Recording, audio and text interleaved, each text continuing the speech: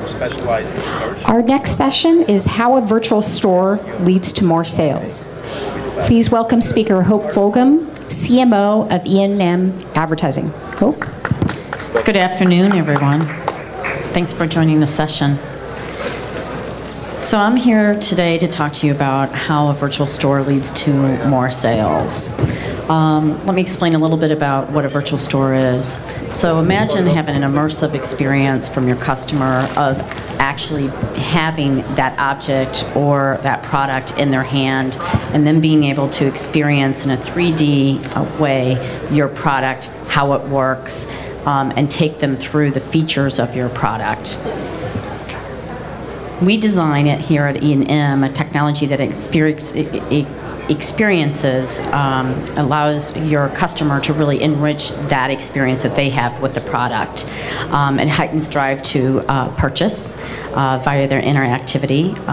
It's all trackable, and the analytics data leads you to not only the products that they've looked at and allows you to be able to see what they've experienced and what they've looked at versus what they've ended up purchasing, which is, really important information.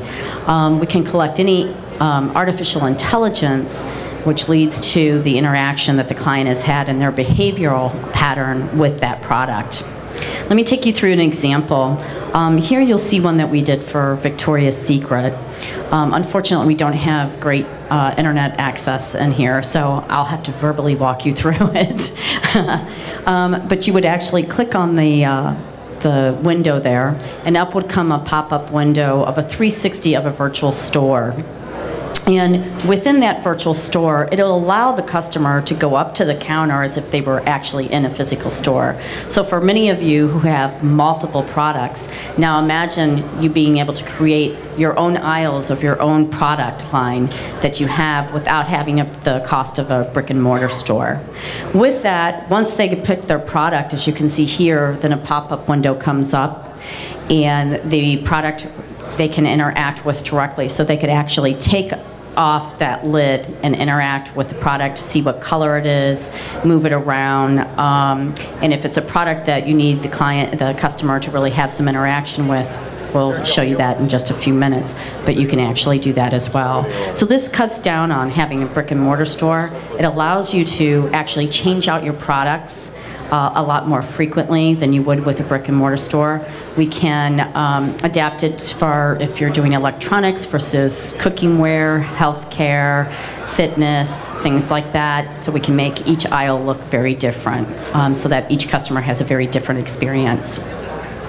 Moving on to the next example that we have here, again taking off of the beauty and cosmetic line, here you'll actually get to try on the product. That's one of the biggest concerns with the beauty line is actually trying on the makeup and cosmetics. And for you ladies that are out here in the audience, you know as well as I do, when you buy that foundation, once you get it home or once you get it in the house, it's completely different than what you thought your skin tone was. So this is a great way for you to be able to take a photo. You can either stand in front of your webcam and take a photo that way, or upload a photo that you already have of yourself, and be able to do, as you can see here, a split screen of a certain look. So if you want to choose a smoky eye, you can put in smoky eye. It'll bring up all the cosmetics and products that you need to make up that smoky eye. You'll also be able to, if you want to, since the Oscars were just recently, you'll be able to take an actress's look and say, I want to match that to my face, and be able to apply that look and style to your face. You'll be able to see the before and after. It really has a huge increase, 15% increase in the sale right before they go into purchasing their final shopping cart. So that's one thing that we've really noticed in the uptake in. The next one I am going to take you through really immerses the customer into a experience as if they had the product physically in their hands. With this one, you'll see that you'll print out a marker, and that it can be just a marker from your black and white printer, color printer. You put that up to your webcam, and it'll give you an experience as if you had the product in your hands. With that, we're going to roll the video.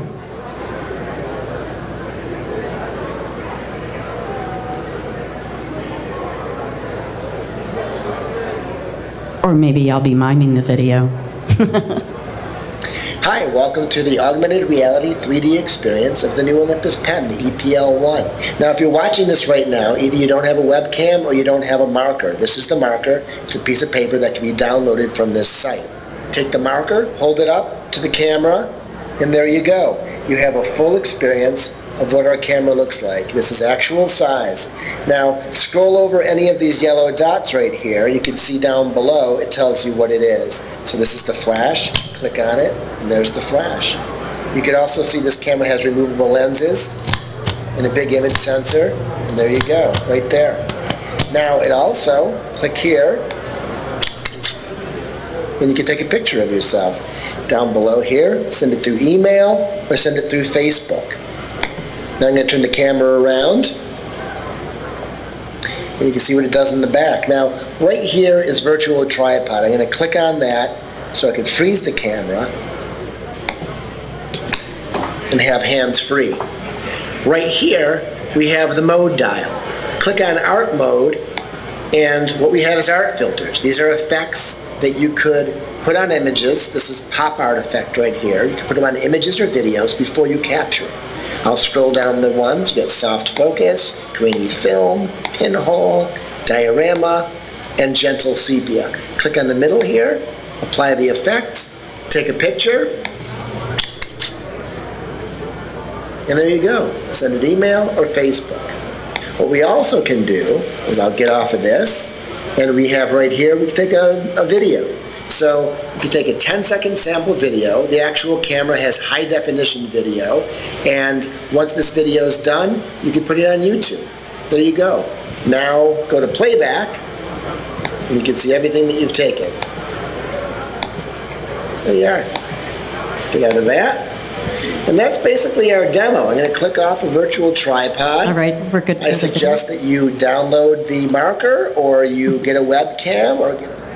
So as you can see here with this experience, it really immerses the client with your product. They have a full understanding. So if your product happens to have many complex parts to it or needs a little bit more explanation, now the customer can interact on a peer-to-peer on their level when they want. If they didn't understand a step or they didn't understand a process, they can easily rewind this and really interact with the product as if they had had it in their home, especially if a product has to fit in a certain size or a requirement in the space that they have.